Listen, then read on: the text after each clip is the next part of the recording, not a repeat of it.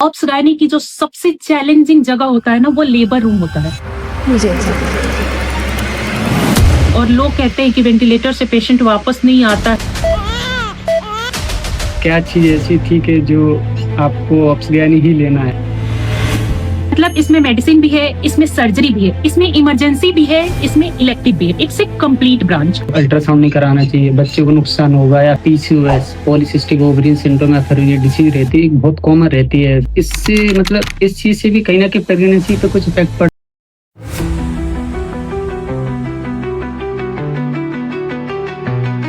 More than 80% लोग podcast देखते तो हैं बट सब्सक्राइब कोई नहीं करता। सो प्लीज़ सब्सक्राइब, जिससे कि मुझे एक कॉन्फिडेंस मिले और ऐसे ही मैं अच्छे अच्छे जो डॉक्टर्स हैं उनके साथ पॉडकास्ट आपके लिए लाता रहूं। आज हम इस पॉडकास्ट में सिर्फ ऑप्स गायनी की बात नहीं करेंगे, बल्कि जो लेबर रूम की रियलिटी है, एक प्रेगनेंसी रिलेटेड जो हर एक माँ को, उसके परिवार को जो चीज़ें पता होनी चाहिए, वो सब कुछ डिस्कस करेंगे। आज हमारे साथ जो डॉक्टर हैं, that she is from Bihar and she is also an influencer having more than 150k followers on Instagram and now working as a senior resident in the Ops Gynae department. So please welcome Dr. Supriya ma'am. Ma'am, thank you so much to join us in the podcast. Thank you very much for inviting me.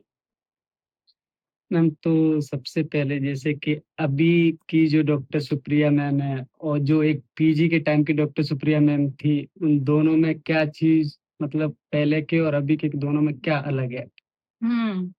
तो अगर मैं बताऊं कि जब मैं residency कर रही थी तो जो सुप्रिया थी और अभी जो सुप्रिया है, उस टाइम ना बहुत एक्साइटमेंट था मन में, लेकिन बहुत डर भी था कि ऑप्स गायनी एक बहुत डिमांडिंग ब्रांच है, तो मैं कर पाऊंगी कि नहीं, मैं चीजों को हैंडल कर पाऊंगी कि नहीं, बहुत मन में डर रहता था। लेकिन अब की जो सुप्रिया है ना, वो प्रैक्टिस के साथ, एक्सपीरियंस के साथ, रेजिडेंसी कंप्लीट करने के बाद मैं काफी कॉन्फिडेंट हूँ, क्योंकि मैंने चीजों को हैंडल किया है। तो अब मन में वो सारे डर नहीं है, काफी कॉन्फिडेंस है। लेकिन एक चीज नहीं बदली है, वो कि तब भी था कि पेशेंट्स के लिए अच्छा करना है, कंसर्न था, इम्पैथी थी। आज भी वो चीज है, लेकिन उस टाइम मन में बहुत डर था, बहुत एक्साइटमेंट थी। आज वो सुप्रिया जो है, प्रैक्टिस से आपको कॉन्फिडेंस आ जाता है, तो आज मैं कॉन्फिडेंट हूँ। साउथ स्वीट में मैम, लेकिन अगर मैं फिर भी जैसे पूछूं, आपने मतलब क्या चीज ऐसी थी कि जो आपको ऑप्स गायनी ही लेना है? बाकी ब्रांचेस भी आपके दिमाग में आई होंगी कहीं ना कहीं कि हाँ वो चीज है, तो ऐसी क्या आपके इसके पीछे स्टोरी है जो कि मुझे ऑप्स गायनी मेरे लिए ही बनी है? यार, मैं इमोशनली अगर बोलूँ ना, तो मुझे ऐसा लगता है कि शायद मैं पैदा ही हुई थी डॉक्टर बनने के लिए और गायनेकोलॉजिस्ट बनने के लिए। मैंने ये ब्रांच काफी इमोशनल होके लिया था। मैं अपने आप को गायनेकोलॉजिस्ट के अलावा ना कुछ इमेजिन नहीं कर पाती हूँ। अब तुम रीजन पूछोगे तो वो ये है कि ये ब्रांच ना मुझे कंप्लीट लगता है। मतलब इसमें मेडिसिन भी है, इसमें सर्जरी भी है, इसमें इमरजेंसी भी है, इसमें इलेक्टिव भी है। It's a complete branch. और आप एक टाइम पे एक जिंदगी भी बचा रहे होते हो, और एक परिवार को उसकी जिंदगी की सबसे बड़ी खुशी होती है, एक बच्चा वो दे रहे होते हो। तो एक फैमिली के ना जिंदगी की सबसे यादगार पल का आप हिस्सा बन रहे होते हो, जो मुझे काफी सेटिस्फाइंग लगता है। और मैं उसमें बहुत इमोशनल हो जाती हूँ। हर एक डिलीवरी मुझे याद दिलाती है, प्राउड फील कराती है कि मैंने इसी दिन के लिए यही, थैंक यू डॉक्टर, मेरी जिंदगी की सबसे अच्छा गिफ्ट देने के लिए, ये सुनने के लिए मैंने ऑप्स गायनी लिया था। देखो, वैसे बहुत चैलेंजिंग है, बहुत डिमांडिंग है, फिजिकली भी, मेंटली भी। लेकिन जब आप एक पेशेंट को एक हेल्दी बेबी देते हो, एक फैमिली के सबसे लाइफ के यादगार मोमेंट का आप हिस्सा बनते हो ना, तो बीइंग ए डॉक्टर बहुत सेटिस्फैक्शन मिलता है। लगता है कि कोई और जॉब भी कर सकती थी, कोई और डिपार्टमेंट भी चूज कर सकती थी, पर ये डिपार्टमेंट मैंने इसीलिए चूज किया क्योंकि एक फैमिली के चेहरे पे ये स्माइल, ये सेटिस्फैक्शन। जैसे ड्यूरिंग रेसिडेंसी आपने लेबर रूम जो रहता है अपना, उसमें ड्यूटी लगती है आपकी, जैसे तो बाकी लोग जैसे बाहर से देखते हैं, हम देखते हैं, पर कोई भी परिजन देखता है कि लेबर रूम मतलब वहाँ पे डिलीवरी होती है नॉर्मली। लेकिन मैं जानना चाहता हूँ, या फिर मेरे व्यूअर्स से जानना चाहते हैं कि उस लेबर रूम के अंदर क्या क्या चैलेंजेस हैं, फिर क्या क्या एक रेसिडेंट को या फिर एक डॉक्टर को फेस करने पड़ते हैं? देखो, दुनिया को ऐसा लगता है ना कि लेबर रूम एक डिलीवरी कमरा है, पे जहाँ पे डॉक्टर होती है, नर्सेज़ होते हैं और बच्चे को निकाला जाता है, डिलीवरी कराया जाता है। पर मैं सच बोलूँ तो ऑब्स गायनी की जो सबसे चैलेंजिंग जगह होता है ना, वो लेबर रूम होता है। 1 मिनट में एक नॉर्मल सी दिखने वाली डिलीवरी बहुत चैलेंजिंग बन जाती है। एक टाइम पे एक नॉर्मल डिलीवर करती हुई पेशेंट जो है पोस्टपार्टम हेमरेज में चल जाती है। बीपी बढ़ जाता है तो वो कन्वर्ज करके एंटीपार्टम इक्लेम्शिया बन जाती है। तो बहुत क्विक डिसीजन लेना होता है, बहुत इमरजेंसी मैनेज करना होता है और बहुत टीम वर्क होता है। मतलब हर दिन में ऑन एंड ऑफ एक ऐसा केस होते रहता है जिसमें कि एक पेशेंट पीपीएस में जाती है, बीपी बढ़ जाता है, उस समय बहुत टीम वर्क चाहिए होता है। तो लेबर उनकी रियलिटी ये है कि वो बहुत चैलेंजिंग जगह होता है, जहाँ एक टाइम पे आप 2 जिंदगियों को संभाल रहे होते हो। ऐसा नहीं होता है कि सिर्फ बच्चा निकालना होता है। 1 मिनट में एक नॉर्मल सी दिखने वाली चीज़ बहुत कॉम्प्लिकेटेड बन सकती है। तो लोगों को जैसा लगती है कि डिलीवरी रूम मतलब बच्चा निकालना, ऐसा नहीं होता है। वो सबसे ज़्यादा चैलेंजिंग जगह होता है। एकदम उसी से रिलेटेड अगर जैसे कोई ऐसा केस आया हो आपके पास, जैसे कि उस दौरान या फिर उस टाइम पे आपके एक तरह से मिक्स्ड फीलिंग्स आ गई हो आपके अंदर कि हाँ, इस पेशेंट को देखकर मुझे पेशेंट पे गुस्सा आ रहा है या फिर ऐसी चीज़ें कि हाँ, मैं कुछ नहीं कर पा रही, इतनी क्रिटिकल कंडीशन में हुँ। आया हो? ऐसे केसेस ना अक्सर आते रहते हैं। देखो क्या होता है कि जब मेरे पास एक पेशेंट आती है जिसकी कि 7th ग्रेविडा 8th ग्रेविडा हुँ, होती हुँ। है, मतलब उसके पहले के 6 या 7 बच्चे होते हैं और वो आती है एनीमिक होके 5 ग्राम 6 ग्राम एनीमिया के साथ आती है और डायरेक्टली लेबर में आती है। तो वही मिक्स्ड फीलिंग आती है, मतलब उसको देख करके लगता है कि 7th 8th ग्रेविडा है, ये ब्लीड करेगी या ब्लीड कर रही है, एनीमिया भी इसको है। तो पेशेंट के लिए भी बुरा लगता है कि इसकी ऐसी हालत हो गई, कैसे ठीक करूँ? और सेम टाइम सच में अंदर से ना गुस्सा आ रहा होता है। ऐसा लगता है कि आज के ज़माने में जब सारी चीज़ें इतनी कॉस्टली हो गई है, इतना मुश्किल हो गया है एजुकेशन हर चीज़, तो आपको ये 7th 8th चाइल्ड करने की कोई नीड ही नहीं है ना। बिल्कुल। तो बहुत बार मुझे ऐसा होता है ऑब्स गायनी में कि ऐसे पेशेंट, जैसे बहुत सारे पेशेंट एबॉर्शन पिल्स लेके आ जाते हैं, बहुत ब्लीड करती हुँ, हुई। बहुत पेशेंट्स के पहले के सिजेरियन सेक्शन रहते हैं और 1 साल के अंदर ही वो फिर से प्रेग्नेंट होके आ जाती है। तो उस टाइम वही वो मिक्स्ड फीलिंग होती है। पेशेंट के लिए भी बुरा लगता है कि इसको ये कॉम्प्लिकेशंस हो गया और गुस्सा भी आता है कि ये चीज़ें अननेसेसरी थी, जो पेशेंट ने खुद किया है, ये होना नहीं चाहिए था। तो ऑब्स गायनी में हमारे साथ ऐसी चीज़ें होते रहती है कि मिक्स्ड फीलिंग चलते रहता है। नहीं फिर भी अगर मैं जैसे डॉक्टर होता तो फिर उस डॉक्टर उस चीज़ को कैसे मतलब उस चीज़ को कैसे फेस करता? मतलब जैसे कोई पेशेंट तो आ गया, आपको हुँ, पता भी है क्या हो गया, तो फिर हुँ। उस कंडीशन को क्या-क्या उसको करना पड़ता है? देखो पेशेंट का वो कंडीशन के हिसाब से हम चीज़ों को हैंडल करते हैं। अगर मान लो किसी पेशेंट को एनीमिक है या बीपी बढ़ा है, तो 2 पार्ट होती है। एक तो पेशेंट से ना कम्युनिकेशन होना चाहिए। डिलीवरी रूम के अंदर आपको पेशेंट को मैनेज भी करना है, जो क्यूरेटिव मैनेजमेंट है वो मैनेज भी करना है और डिलीवरी रूम के बाहर जो उसके अटेंडर हैं, उनको चीज़ों को आपको एक्सप्लेन भी करना है, समझाना भी है। पता होना चाहिए पेशेंट्स के साथ वालों को कि हमारी पेशेंट जो है उसको क्या कॉम्प्लिकेशंस है और उसके लिए डॉक्टर क्या बेस्ट अफोर्डेबल मैनेजमेंट कर रहे हैं। क्योंकि बहुत बार ऐसा होता है कि हम मैनेज करने में लग जाते हैं और साथ वालों को ऐसा लगता है कि क्या हो रहा, पता नहीं क्या चल रहा है, हमें तो पता नहीं। तो उस समय क्या होता है कि जो बेस्ट होता है, हम टीम वर्क करते हैं। पेशेंट्स को अगर ब्लड की कमी है तो ब्लड लगाते हैं, या उसकी बीपी बढ़ी हुई है तो बीपी के लिए हम मेडिसिन देते हैं और साथ में हम चीज़ों को मैनेज कर रहे होते हैं और पेशेंट को हम एक्सप्लेन कर रहे होते हैं कि आप ऐसी कंडीशन में लाए हो, इसमें बेस्ट से बेस्ट हम यही कर सकते हैं। सपोज दैट मेरे पास कोई 5 ग्राम हीमोग्लोबिन हुँ, वाली आ गई, तो मैं एक ही दिन में उसको 5 ब्लड चढ़ा के 10 तो नहीं कर सकती हूँ। बिल्कुल। मैं एक दिन में मैक्सिमम 1-2 लगा सकती हूँ, पर वो 1-2 से तो चीज़ें ठीक नहीं हो जाएगी। तो उसका जो भी उससे पेशेंट को दिक्कत होगा, जो उसको वीकनेस होगी, उसको हार्ट फेलियर हो सकता है, उसकी किडनी का परफ्यूजन कम हो सकता है, बेबी को भी उससे दिक्कत होता है। ये तो चीज़ें हम रिस्क पेशेंट को एक्सप्लेन करते हैं, उनसे साइन लेते हैं, क्योंकि अब जो 9 महीने तक उन्होंने दिक्कत कर दिया है, उस चीज़ की जो कॉम्प्लिकेशंस होगा, उसको मिनिमाइज़ करने की कोशिश कर सकते हैं।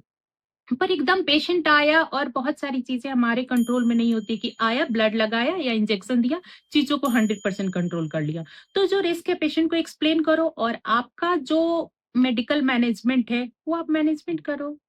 अब जैसे अभी आप सीनियर रेसिडेंट हैं, तो आपने 3 साल पीजी कर लिए हैं, तो उस 3 सालों में कोई भी एक ऐसा केस या फिर ऐसा जिससे अभी तक आप ऐज़ अ इमोशनली कनेक्टेड हो, कि हाँ, वो ऐसा ही केस था, उसके जैसा केस अभी तक आया नहीं है या तो मतलब वो आपको हमेशा एज़ आपकी मेमोरी में, परमानेंट मेमोरी में बसा हुआ? अ, ऐसे केस तो ऑन एंड ऑफ होते रहते हैं, पर 1-2 केसेज़ हैं जो कि हमेशा याद रहते हैं। फिर भी मतलब वही 2। मैं अभी 1 साल पहले की बात है, एक प्रेग्नेंट पेशेंट आई थी, उसके प्लेटलेट बहुत कम थे, 42,000 प्लेटलेट थे और हाइपरटेंसिव थी। तो डिलीवरी हमने करा दिया, उसके बाद प्लेटलेट कम होने के कारण ना वो मल्टीपल ऑर्गन से ब्लीड कर गई, बीपी भी शूट अप कर गया, सैचुरेशन कम होने लगा और वो वेंटिलेटर पे चली गई। तो बीइंग ए डॉक्टर हमारा काम होता है पेशेंट को मैनेज करना और घरवालों को रिस्क एक्सप्लेन करना, उनसे साइन लेना। तो मैंने अटेंडर को बुलाया, उनसे साइन लिया, सब कुछ उनको समझाया कि पेशेंट की देखिए स्थिति ऐसी है कि पेशेंट के जो लंग्स है उसमें इंटरनल ब्लीडिंग हो गई है, क्रेप्स आ गए हैं, चेस्ट खराब हो गया है, सैचुरेशन मेंटेन नहीं कर पा रही है, इसलिए हमने पेशेंट को वेंटिलेटर पे लिया है। अब काफ़ी क्रिटिकल कंडीशन है, देखते हैं कि वेंटिलेटर पे पेशेंट कितना रिस्पॉन्ड करती है, खुद के एफर्ट्स आ पाते हैं कि नहीं, वेंटिलेटर से पेशेंट आउट आ पाती है कि नहीं, क्योंकि हर बार पेशेंट का लंग्स जो है वो वेंटिलेटर पे रिस्पॉन्ड करे, बिल्कुल। पेशेंट वेंटिलेटर से आउट हो जाए, ऐसा नहीं होता, ये ज़रूरी नहीं है।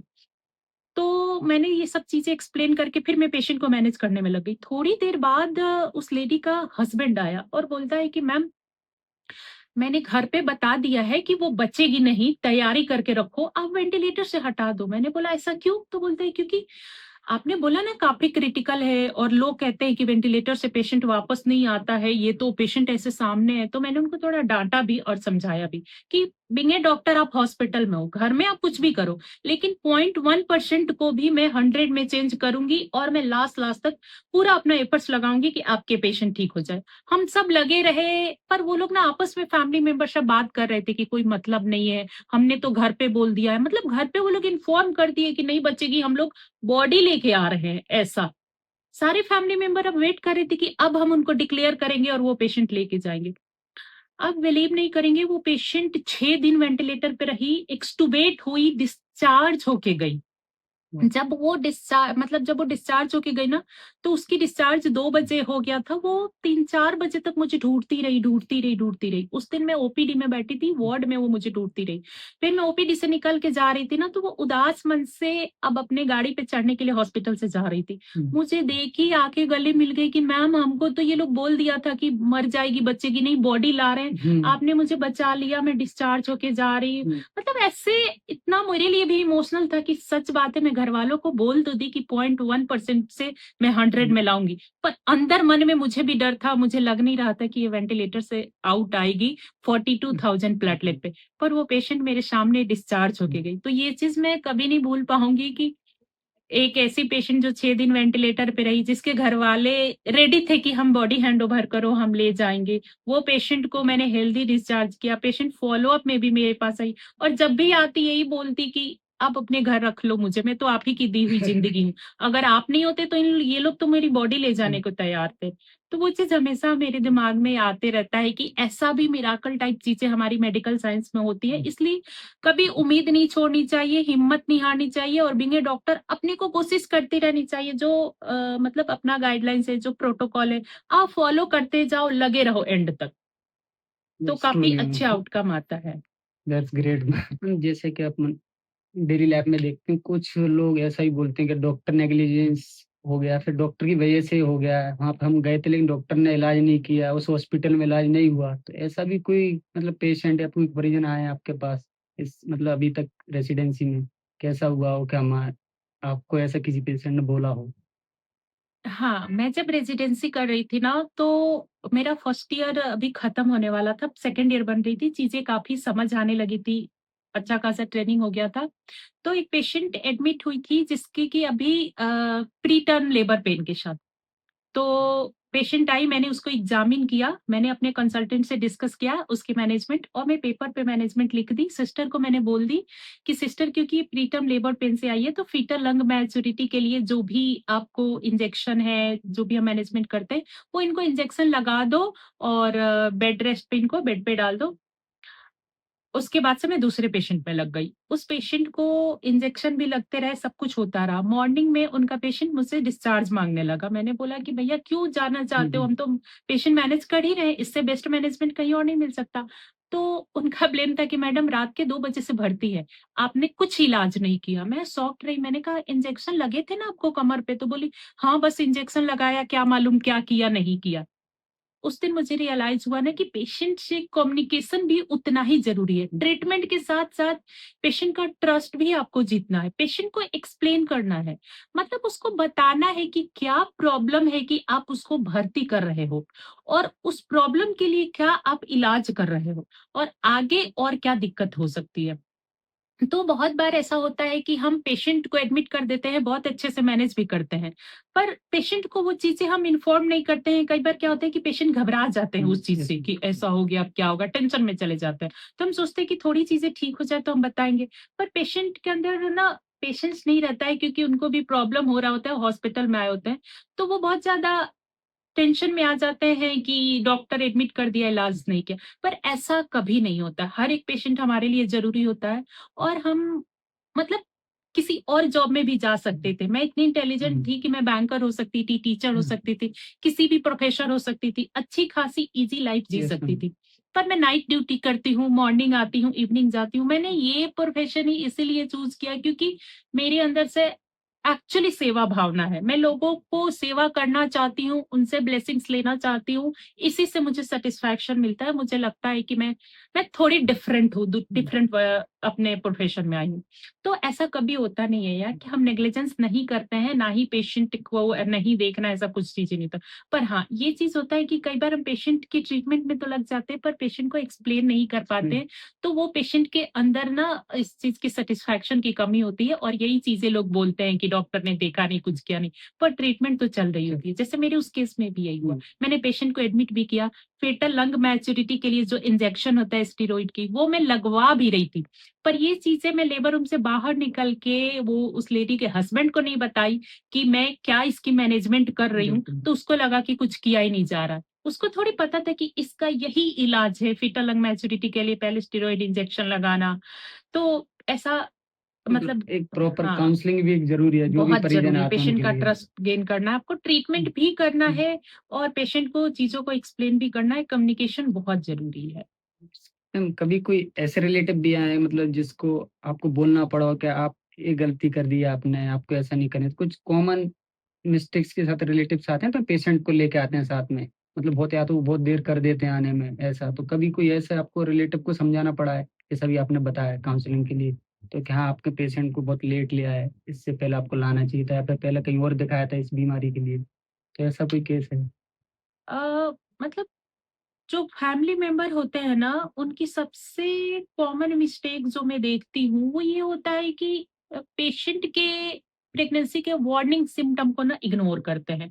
हमेशा कोई भी बीमारी जो होती है ना, वो कुछ वार्निंग सिम्पटम दे रही होती है, लेकिन लोग उस चीज़ को इग्नोर करते हैं। उनको लगता है कि प्रेगनेंसी में ऐसा होता है, नॉर्मल है, चलो बाद में दिखा लेंगे या ज़्यादा होगा तब दिखाएँगे।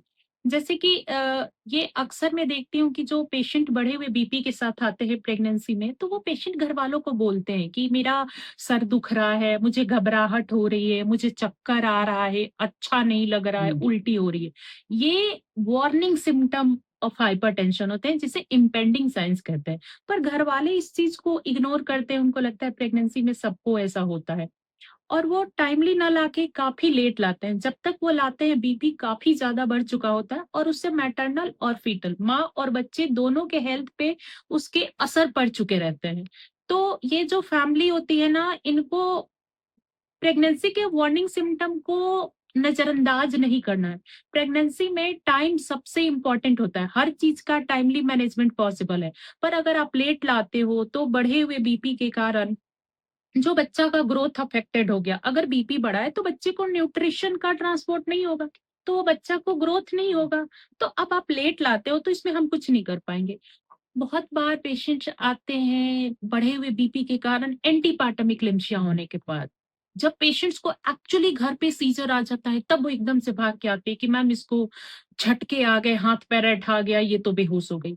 तो उस समय मुझे लगता है कि ये सिर्फ़ और सिर्फ़ घरवालों की गलती से हुई है। अगर घरवाले वो महिला के जो बीपी बढ़ रहा था, जो उसको हेडेक हो रहा था, वॉमिटिंग हो रहा था, वो इम्पेंडिंग साइन्स था, वार्निंग साइन्स था। उसी को ला के टाइमली दिखा देते तो आज उस महिला की स्थिति वैसी नहीं बनती, वो इक्लेम्सिया की पेशेंट नहीं होती। तो मोस्टली ऐसे पेशेंट्स करते हैं और ये चीज नहीं करना चाहिए। प्रेगनेंसी में टाइम बहुत इंपॉर्टेंट है। जब आपको प्रॉब्लम हो तो चीजों को इग्नोर मत करो, टाइमली हर चीज का मैनेजमेंट पॉसिबल है। एक मतलब एक सबसे ज़्यादा इम्पोर्टेंट जानकारी है जो कि मतलब जो भी लोग सुन रहे हैं कम से कम वो इस चीज़ को जाने कि कोई भी अगर उनका रिलेटिव फैमिली मेंबर है जिसको वो दिखा रहे हैं, काम करके जो भी अपने वार्निंग सिम्पटम बताएँ, उनको नज़रअंदाज ना करें, उससे पहले डॉक्टर तक पहुँचाएँ। देखिए मतलब जब आप ऑब्स गायनी के ओपीडी में बैठते हैं ना, तो 1-2 चीज़ें बहुत कॉमन प्रेगनेंसी में मिलती है। एक तो बीपी का बढ़ना और दूसरा ब्लड की कमी, एनीमिया होना। तो ये फैमिली मेंबर को ध्यान रखना चाहिए कि अगर प्रेग्नेंट फीमेल कहती है कि मुझे घबराहट हो रही है, सर दर्द हो रहा, आँखों के सामने धुंधला दिख रहा है, उसके पैरों में स्वेलिंग हो रही है, पेट दर्द कर रहा है ऐसा, तो ये बढ़े हुए बीपी के वार्निंग सिम्पटम होते हैं। ऐसे में आपको तुरंत हॉस्पिटल आना है, नज़रअंदाज नहीं करना है कि रेस्ट कर लो, हेडेक के लिए दवा खा लो, उल्टी के लिए दवा खा लो। ये चीज़ें बहुत डेंजरस हो सकता है। दूसरा है कि अगर महिला, बहुत लोगों को लगता है कि प्रेगनेंसी में कमजोरी होती है, थकावट होता है, घबराहट होता है, लेकिन कई बार ना ये चीज़ें हीमोग्लोबिन की कमी होती है, एनीमिया होता है। तो उसको भी लोग सोचते हैं कि थकावट है, खाना खा लो, पानी पी लो, रेस्ट कर लो। इस चीज़ को नज़रअंदाज नहीं करना। अगर कोई भी आपके घर में फीमेल है जो कि हमेशा कंप्लेन कर रही है कि मुझसे चला नहीं जा रहा, सीढ़ी नहीं चल पा रही हूँ, साँस फूल रही है मुझे, घबराहट हो रही है, उसको थकावट बहुत ज़्यादा लग रही है, वो अपनी रूटीन एक्टिविटी नहीं कर पा रही है, तो आपको समझना है कि इसको ब्लड की कमी हो सकती है। आपको उसको हॉस्पिटल में लाना है, उसका एक सिंपल सीबीसी करवाना है। अगर उसमें ब्लड की कमी होगी, तो फिर उस पेशेंट को उस हिसाब से मैनेज टाइमली किया जा सकता है। फिर भी जैसे बहुत से लोग के बीच एक मिथ रहती है कि जैसे बार-बार प्रेगनेंसी में आपको अल्ट्रासाउंड नहीं कराना चाहिए, बच्चे को नुकसान होगा या फिर कोई जो लेडी है उसको कोई एक्सरसाइज़ नहीं करनी चाहिए या फिर जैसे कोई सी सेक्शन अपना मैम होता है, तो उसके बाद नॉर्मल डिलीवरी पॉसिबल नहीं है। तो फिर वो इस कंडीशन के साथ पेशेंट मतलब अपने माइंड में लेके आता है कि ये सब चीज़ें, तो फिर उन लोगों को आप क्या बताना चाहोगी? देखिए, ये जो एक तो है ना कि आप मतलब प्रेगनेंसी में बार-बार अल्ट्रासाउंड करवाने से जो रेज़ होती है, उससे बच्चे को कोई दिक्कत तो हुँ, नहीं हो जाएगा, बच्चा का जो अंग बन रहा है वो रुक तो नहीं जाएगा, ऐसा बिल्कुल नहीं होता। अल्ट्रासाउंड बिल्कुल सेफ होता है। डॉक्टर जितना अल्ट्रासाउंड आपको प्रेगनेंसी में बताते हैं, वो आप बिल्कुल करवा सकते हो, उससे बच्चे को कोई दिक्कत नहीं होती। ये मिथ है कि बार-बार अल्ट्रासाउंड करवाने से बच्चे के ऊपर असर पड़ता है, कोई असर नहीं पड़ता है। दूसरी चीज़ ये है कि लोगों को लगता है कि प्रेगनेंसी में एक्सरसाइज़ वगैरह जो चीज़ें सेफ नहीं है, तुम बोल रहे हो। तो प्रेगनेंसी में एक्सरसाइज़ बिल्कुल सेफ है, बस कुछ कंडीशंस होती है कि अगर पेशेंट को प्लेसेंटा प्रीविया है, सर्कलाज लगा हुआ है, कुछ स्पेशल कंडीशन होती है जिसमें डॉक्टर अगर आपको बोलते हैं कि आपको ऑन एंड ऑफ ब्लीडिंग हो रही है, प्री टर्म लेबर की हिस्ट्री है, आपका सर्विक्स छोटा है, सर्कलाज लगा है, तो उस कंडीशन में आपको बेड रेस्ट में रहना होता है। बाकी आप जितना एक्टिव रहोगे वो बेस्ट है। बेस्ट एक्सरसाइज़ जो होती है वॉक करना। बहुत सारे पेशेंट्स के मैंने बहुत कॉम्प्लिकेशंस को मैनेज किए सिर्फ वॉकिंग पे। और जो ये लोगों में मिथ भरा पड़ा है कि एक बार सिज़ेरियन हो गया तो हमेशा हुँ, होता है, तो ऐसा ज़रूरी नहीं है। सिज़ेरियन के बाद भी नॉर्मल डिलीवरी होता है जिसे हम वीबैक कहते हैं। पर वो हर पेशेंट में नहीं होता है। उसके अपने पेशेंट्स के सिलेक्शन के क्राइटेरिया होते हैं कि आपके प्रीवियस सिज़ेरियन जो है, उसके स्टिचेज़ अच्छे स्ट्रॉन्ग होनी चाहिए। अगर बहुत कम गैप है, पुराने स्टिचेज़ बहुत वीक है, तो उसमें हम ट्रायल ऑफ लेबर नहीं ले सकते हैं। जो पुराने स्टिचेज़ हैं, वो स्कार साइड से रप्चर हो सकते हैं। लेकिन जिनके अच्छे गैप है, उनके स्टिचेज़ की स्कार थिकनेस अच्छी है, जिनको नेचुरली खुद से लेबर पेन आ रहे हुँ। हैं, बेबी की हार्ट भी ठीक चल रही है, मदर की vital condition BP, pulse rate सब चीज़ें ठीक है, तो उस कंडीशन में नॉर्मल डिलीवरी भी होती है। तो ये सारी चीज़ें लोगों में मिथ फैली हुई है, तो मिथ के हिसाब से नहीं चलना चाहिए। अगर आपके मन में कोई भी सवाल है तो डॉक्टर से पूछिए, डॉक्टर आपको सही गाइडेंस देंगे, सही आंसर देंगे। मिथ के भरोसे पे अपनी प्रेगनेंसी को लेके नहीं चलना है। मैम जैसे कि अपन देखते हैं पीसीओएस पॉलीसिस्टिक ओवरियन सिंड्रोम या फिर ये डिसीज रहती है, बहुत कॉमन रहती है गर्ल साइड और फीमेल्स में। हाँ। हाँ, तो इससे मतलब इस चीज़ से भी कहीं न कहीं प्रेगनेंसी पे कुछ इफ़ेक्ट पड़ता है? जैसे अपन कहते हैं अर्ली डायग्नोसिस भी हो जाता है किसी-किसी को ये, तो फिर उस चीज़ के बारे में आप कैसे क्या बताना चाहोगे? मतलब पीसीओएस के बारे में स्पेशली? ओपीडी में अक्सर लड़की आती है कि मैम मुझे पीसीओएस है, आगे प्रेगनेंसी में दिक्कत तो नहीं होगा। तो हम्म, पहले तो मैं उनको बोलती हूँ कि अभी एट प्रेजेंट पीसीओएस से पीरियड इरेगुलर होते हैं, ओव्यूलेशन सही से नहीं होता है। तो जो अनमैरिड फीमेल होती है उसको तो इश्यू रहता है कि चलो मेरे पीरियड रेगुलर नहीं होता है। आगे चल कर के प्रेगनेंसी डिले हो सकती है, थोड़ी प्रेगनेंसी में प्रॉब्लम होती है क्योंकि हार्मोनल इम्बैलेंस रहता है, ओव्यूलेशन सही तरीके से नहीं होता है। पर लाइफ स्टाइल मॉडिफिकेशन से, वेट मैनेजमेंट से, हम्म, डॉक्टर की गाइडेंस में कुछ दवा के हेल्प से प्रेगनेंसी हो जाती है। पीसीओएस में प्रेगनेंसी नहीं होती है, ये टोटली एक मिथ है। ओव्यूलेशन सही से नहीं होता है, इसलिए थोड़ी सी प्रेगनेंसी डिले होती है। थोड़ी डॉक्टर की गाइडेंस की, लाइफस्टाइल मॉडिफिकेशन की, वेट मैनेजमेंट की नीड होती है। पर पीसीओएस में प्रेगनेंसी हो जाती है क्योंकि पीसीओएस कोई एज सच बीमारी नहीं है, ये बस एक हार्मोनल इम्बैलेंस है जिसको कि मैनेज किया जा सकता है। अभी मैम सरकार ने भी इसको थोड़ा, पहले कुछ और नाम था, अभी इसको मेटाबॉलिक डिसऑर्डर ऐसा कंसीडर भी करा है। मतलब बहुत से लोग गलत तरीके से इसको पहले लेके चल रहे थे केस के, लेकिन बाकी चीजों की वजह से भी रहती है। तो ऐसा ओपीडी में भी कोई, जैसे आपने बताया, एक दो फीमेल चाइल्ड या फिर बच्ची आती हैं उनको मतलब रिलेटेड टू प्रेगनेंसी डाउट लेके, तो फिर उन लोगों को आप मतलब उन बच्चियों को आपने कैसे क्या समझाया? क्योंकि वो अभी इतनी 14-15 साल की या फिर कोई 17-18 साल की भी आई, तो उन लोगों के लिए आप कैसे क्या? एक्चुअली लड़कियों में ना पीसीओएस को लेके बहुत डर फैला हुआ हम्म, है, मतलब पीसीओएस एक एपिडेमिक की तरफ फैला हुआ है। सब लड़कियों को लगता है कि मुझे पीसीओएस हो गया तो बहुत बड़ी बीमारी हो गई, मुझे आगे प्रेगनेंसी में प्रॉब्लम होगा, क्या होता है। और पीसीओएस सच बताऊं तो इतना कॉमन है कि मतलब कोई लड़की का इससे पीछा नहीं छूटा है, मेरा भी नहीं छूटा। हर किसी को लाइफ में कभी ना कभी पीसीओएस हो जाता है कुछ टाइम के लिए। और इसका सबसे जो मेन रीजन मुझे लगता है ना कि गलत लाइफस्टाइल, स्ट्रेस।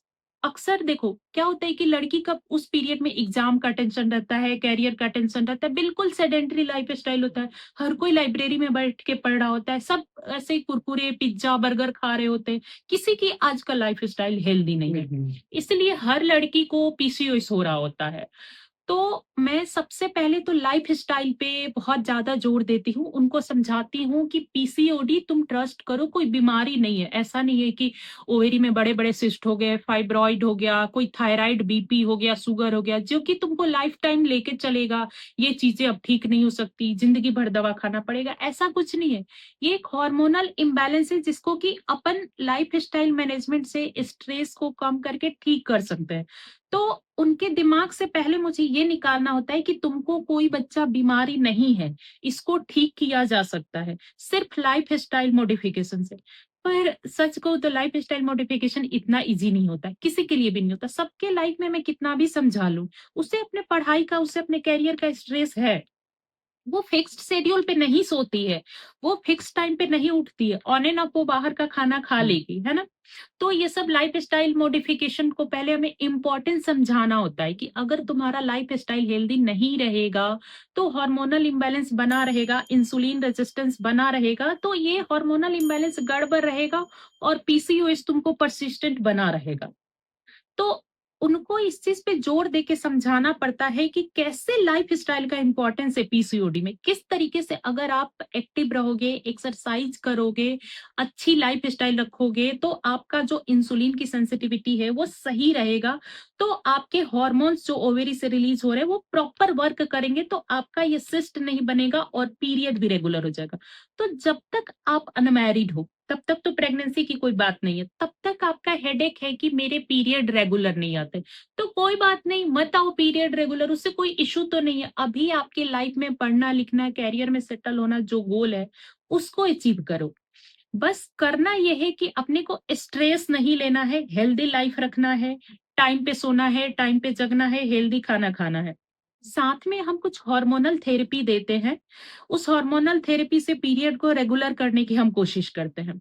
इससे बहुत सारी पेशेंट्स जो है मतलब समझ जाती है, वो सैटिस्फाइड होके जाती है और वो फॉलो करती है तो उनकी पीसीओएस ठीक हो जाती है। फिर लेकिन ये दोबारा भी हो सकता है क्योंकि लाइफ में तो स्ट्रेस आता जाता हम्म, रहता है।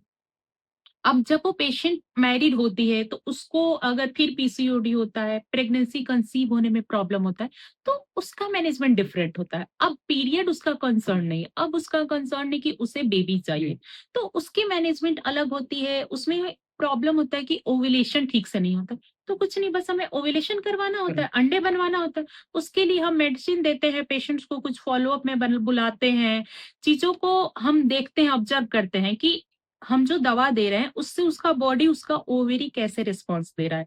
प्रॉपर हार्मोनल प्रोफाइल करा के, मैनेज करा करके, और प्रेगनेंसी भी हो जाती है, थोड़ी सी डिले होती है लेकिन हो जाती है।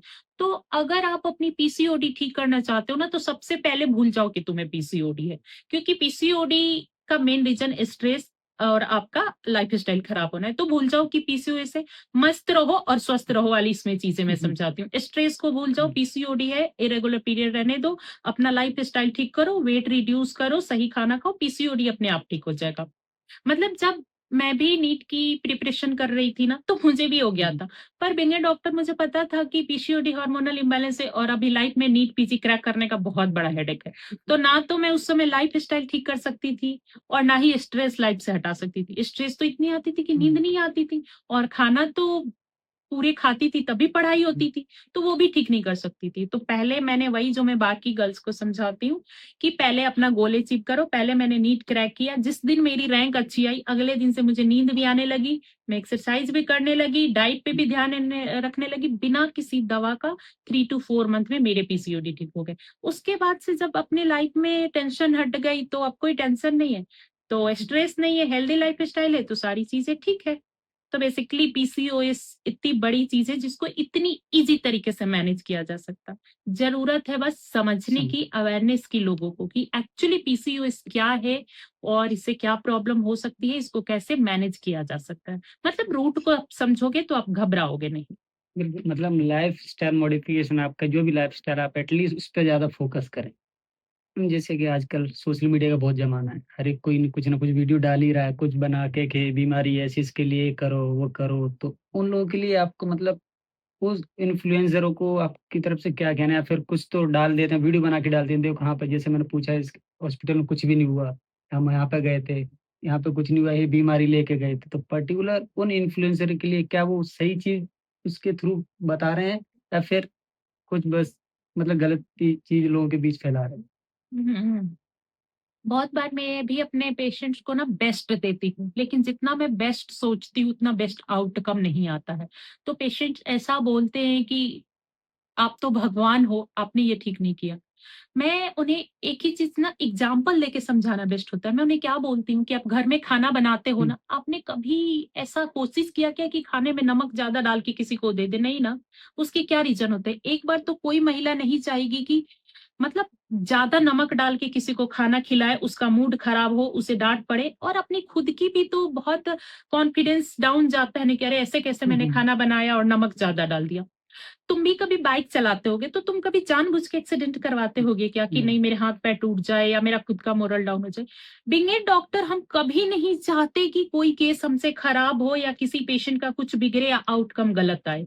हमेशा हम, क्योंकि कोई लॉजिक ही नहीं है ना। हुँ, तुम वही चीजें सोचो ना कि कोई महिला कभी जानबूझ के ज्यादा नमक डाल के खाना बनाएगी कि नहीं ना। वो हर महिला चाहती है कि उसका खाना स्वादिष्ट हो। हर ड्राइवर चाहता है कि वो यात्रियों को सकुशल जगह पर पहुंचा दे। बिल्कुल। ऐसे ही हम डॉक्टर से हमेशा अपना 100% देते हैं कि चीजें सही हो। हम जानबूझ के विलिंगली कभी किसी चीज को खराब करने का कोई लॉजिक ही नहीं बनता है ना। लेकिन हर चीज हमारे कंट्रोल में नहीं रहती है। सेम बीपी की दवा हम सब महिला को देते हैं, लेकिन बहुत सारी महिलाओं का बीपी उससे कंट्रोल हो जाता है, बहुतों की बीपी कंट्रोल नहीं होता है, उसके बाद डोज बढ़ाते हैं। बहुतों का उससे भी कंट्रोल नहीं होता है, उनको आगे जाके और भी कॉम्प्लिकेशंस हो जाते हैं। तो डॉक्टर हमेशा अपना बेस्ट लगाता है, पर हर किसी की बॉडी, उसके पीछे बहुत सारी चीजें होती है, जेनेटिक्स होता है, हुँ, मल्टीपल फैक्टर होता है, पेशेंट फैक्टर होता है। अक्सर वार्ड में ना ऐसा होता है कि सिजेरियन करने के बाद मतलब 2-4 महीने में एक पेशेंट के स्टिचेस से पस आने लगते हैं। पेशेंट फटाक से कंप्लेन करता है कि मैडम आपने टाँके ठीक से नहीं लगाए, टाँके खुल गए। मैं यही बोलती हूँ कि ये पूरा वार्ड भरा पड़ा है मेरे ऑपरेशन से, सबके टाँके मैं ही लगाती हूँ।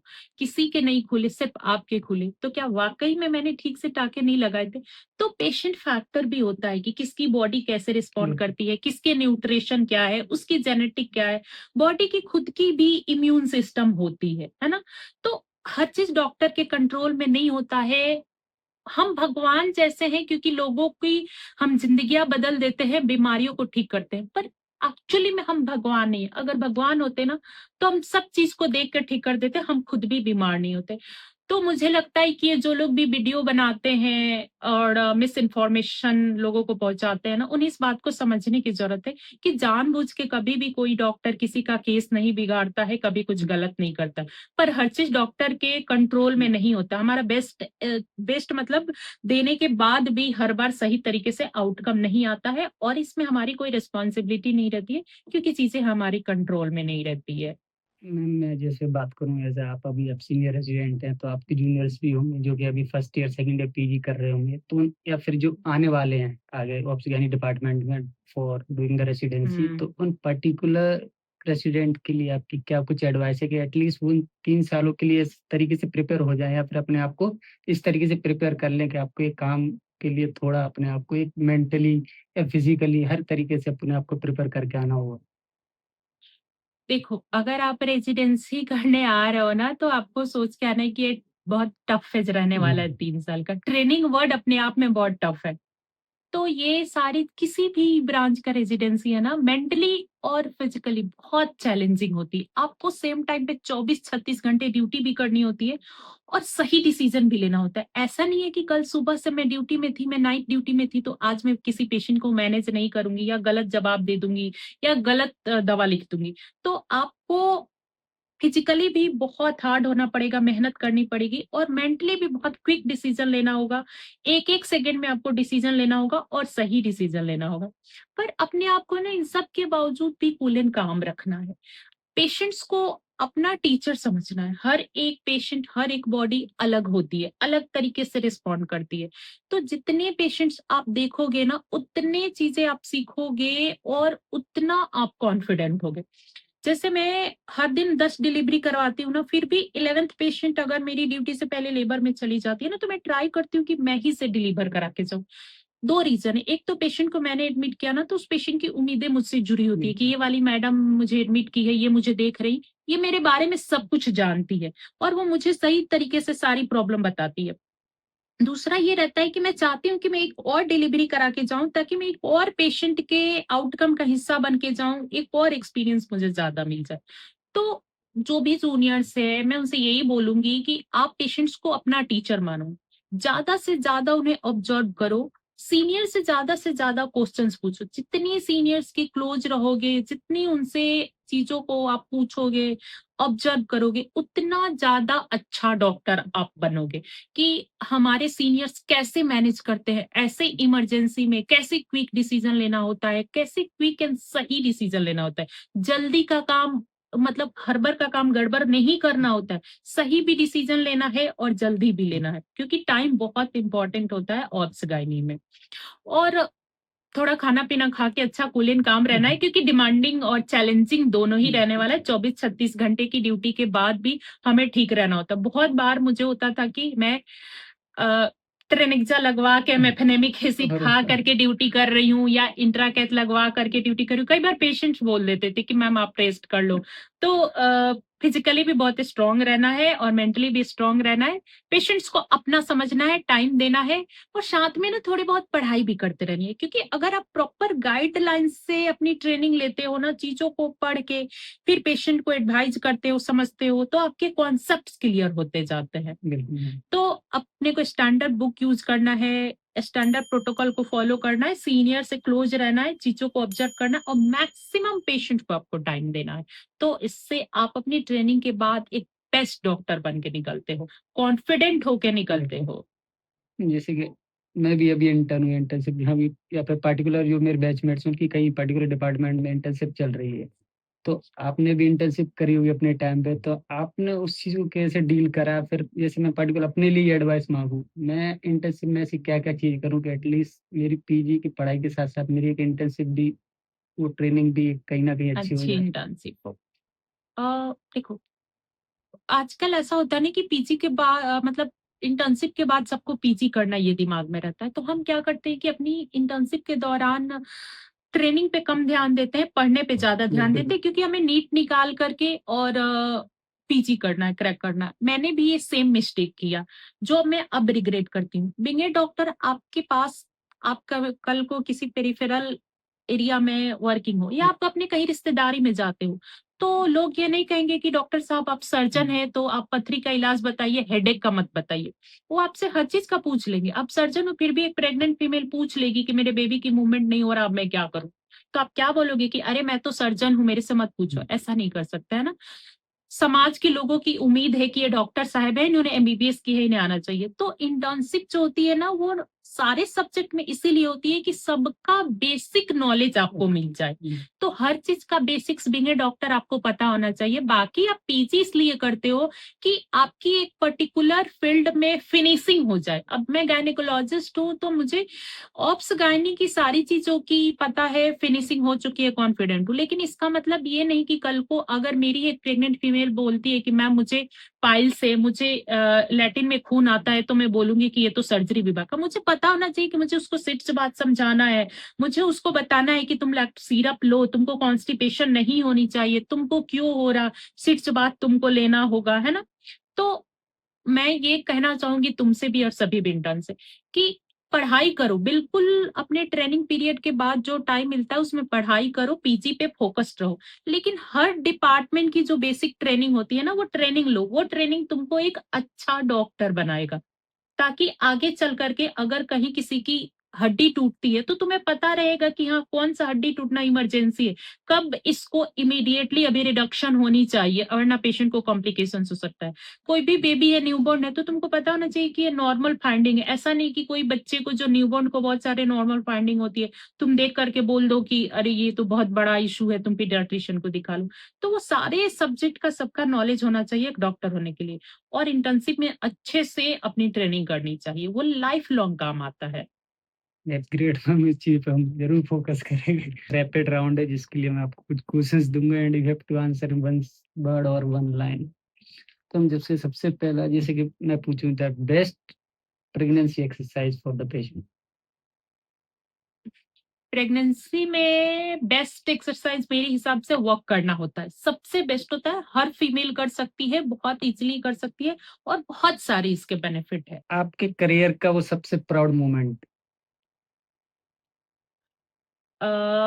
मैं बस से कहीं ट्रेवल कर रही थी और नीट का रिजल्ट, नीट पीजी का ऐसे 12-1 बजे निकला था। मैंने कभी एक्सपेक्ट नहीं किया था कि मुझे एमजीएम इंदौर की ऑब्स गायनी मिल जाएगी।